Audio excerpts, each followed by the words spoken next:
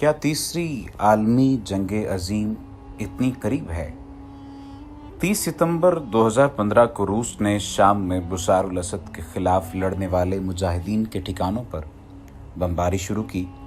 ये बमबारी दाइश के किसी भी अड्डे पर नहीं की गई और न ही बशर अल-असद और उसकी हामी हिजबुल्लाह के खिलाफ थी, बल्कि वो कुर्द जो बशर की हुकूमत के खिलाफ लड़ रहे थे उन्हें भी बख्श दिया गया। हलब शहर इसका निशाना था, वो शहर जहां सबसे पहले अवाम मुल्क पर एक अलवी अक़लियत की हुकूमत के खिलाफ उठ खड़े हुए थे। यहाँ ये बताना ज़रूरी है कि ये उम्मत मुसलमा जिस तरह इस बात पर मुत्तफ़िक है कि कादियानी गैर मुस्लिम हैं और दायरे इस्लाम से खारिज हैं, इसी तरह शिया और सुन्नी तमाम फ़िरक़े बिलउमूम अलवियों के अकायद की वजह से उन्हें दायरे इस्लाम से खारिज तसव्वुर करते हैं। कई सौ साल तक ये गिरोह अपने बानी की वजह से ख़ुद को नसीरी पुकारता रहा। इनके नज़रियात के बारे में एक तसव्वुर ये भी है कि वो हज़रत अली को अल्लाह या अल्लाह का परतौ समझते हैं, चूँकि उनकी तारीख़ इस बात पर शाहिद है कि वो अपने नज़रियात को खुफिया रखते हैं, इसलिए उनके बारे मुसलसल शक के बादल कायम रहे। गुज़श्ता सदी में जब फ्रांसीसी अफवाज ने मुसलमानों की खिलाफत उस्मानिया पर हमला किया तो अलवियों ने फ्रांसीसी अफवाज का साथ दिया, बिल्कुल वैसे ही जैसे हिजाज में शरीफ मक्का ने बरतानवी अफवाज का साथ दिया। जब फ्रांसीसी अफवाज ने शाम पर कब्जा किया तो वो पहाड़ी इलाके जिनमें अलवी रिहाइश पजीर थे उसे अलवी रियासत का नाम देकर आज़ाद कर दिया। कुछ अरसे बाद शाम लबनान की रियासतें बनाई गईं तो फ्रांस ने अलवियों को शाम के साथ एक कौम की हैसियत से मिल जाने को कहा। इस मुआहदे पर बशर अल-असद के दादा अली अल-असद के दस्तखत थे। दूसरी जंग अजीम तक ये सूरत हाल कायम रही और ये फ्रांसीसी तसल्लुत में रहे, लेकिन 17 अप्रैल 1947 को शाम को आज़ादी मिल गई। जाने से पहले फ्रांसीसियों ने फ़ौज को अलवियों और एक दूसरे अक़लियती ग्रोह दरूजियों की फ़ौज बना दिया। अलवी चूँकि दीगर लोगों से हमेशा अलहदा रहते थे, इसलिए उनके यहाँ कम्युनिस्ट बास पार्टी मकबूल होती गई। कम्युनिज़म के गैर मजहबी नज़रियात और खुफिया इनकलाब की तकनीक ने बिलाखिर एयरफोर्स के जर्नल हाफिजुल असद के ज़रिए शाम पर अलवियों का इक़्तिदार मुस्तहकम कर दिया, जो आज भी कायम है। अलवी शाम में सिर्फ 10% हैं, जबकि 80% के करीब सुन्नी और 10% शिया मुसलमान हैं। अरब दुनिया का ये वाहिद मुल्क है जहाँ दुनिया इस्लाम के दो बड़े ग्रोह सऊदी अरब और ईरान के साथी और मगरबी दुनिया के दो ग्रोह रूस और अमेरिका के साथी आपस में लड़ रहे हैं।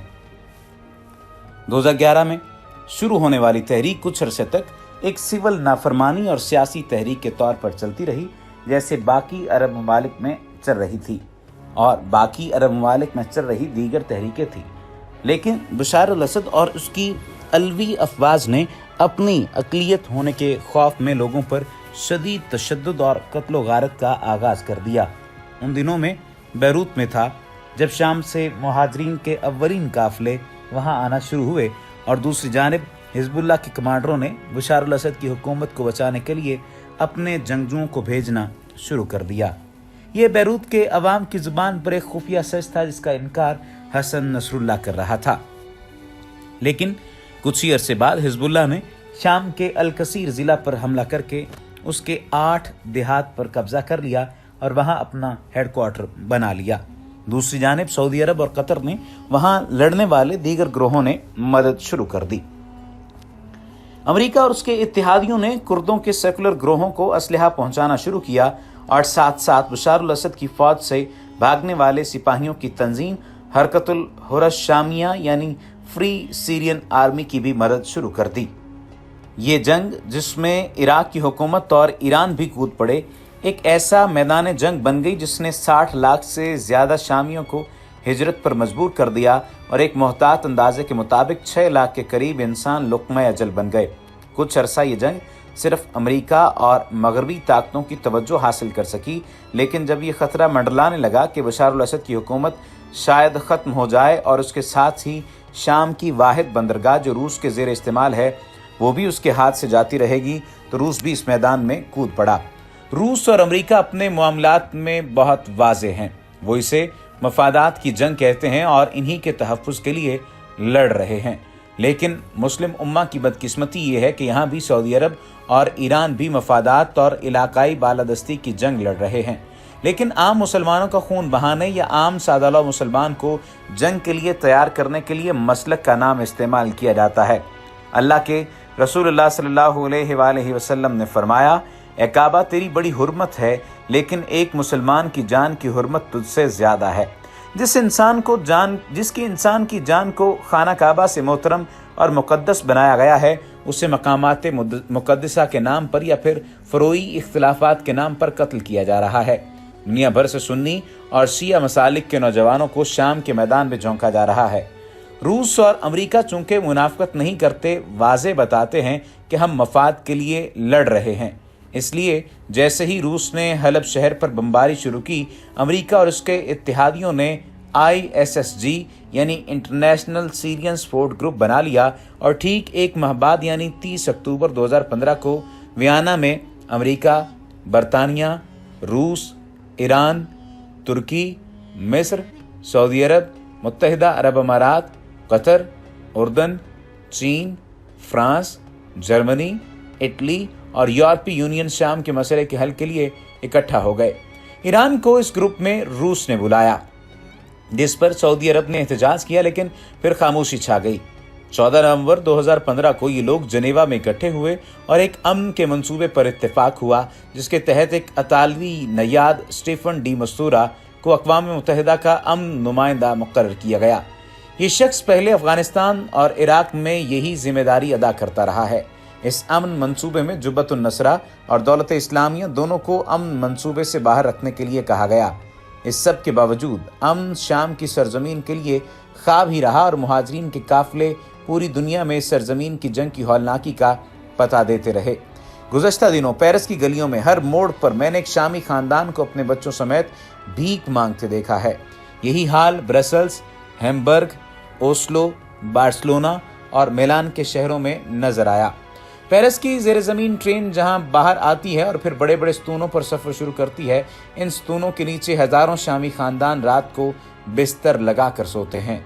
सिर्फ तुर्की में 20 लाख शामी मुहाजिरीन हैं और पूरी दुनिया में इनकी अंदाज़न तादाद 60 लाख है। इस अमन मंसूबे के बाद फिर पूरी लीबिया यूती के लिए 27 फरवरी 2016 को जनेवा में ये ममालिक मिलकर बैठे और लड़ाई को ख़त्म करने के लिए सोचते रहे। इस सोच के दौरान बेचारे शामियों पर मिसाइल बरसते रहे, उनके घर तबाह होते रहे, उनकी ज़िंदगियां वीरान और मौत उनके महलों पर रक्स करती रही और ये चारों बड़े अमेरिका, रूस और ईरान, सऊदी अरब इस जंग को ईंधन फराहम करते रहे।